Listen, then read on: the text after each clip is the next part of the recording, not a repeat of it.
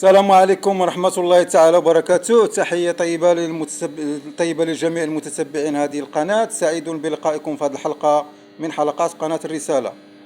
اليوم ما غاديش نتكلموا على مواضيع اجتماعية. اليوم غادي ناخذكم لواحد الورشة ديال العمل اللي كنشتغل فيها، ونوريكم العمل اللي كنشتغل فيه. هو كما كتشوفوا هو النقش على العود، على الخشب.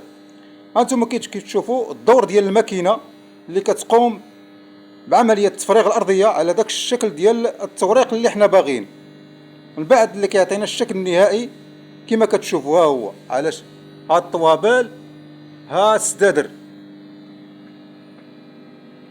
اذا راه الخوت كاين بامكاننا ننقشوا كل شيء بالسي ان سي، ولكن داك اللمسه اليدويه ما غاديش تبقى، غادي يطلع كل شيء مكننه، وانا ضد داك الشيء بصراحه.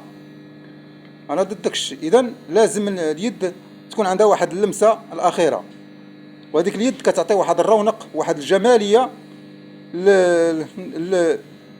الجماليه للشكل النهائي ديال الزواقه. اذا تابعوا معنا حتى الاخر، وشكرا لدخل الخوت يدير جيم، وشكرا لكم مره اخرى. وغادي نديروا واحد الفيديو باش تشوفوا الماكينه كيفاش كتشتغل.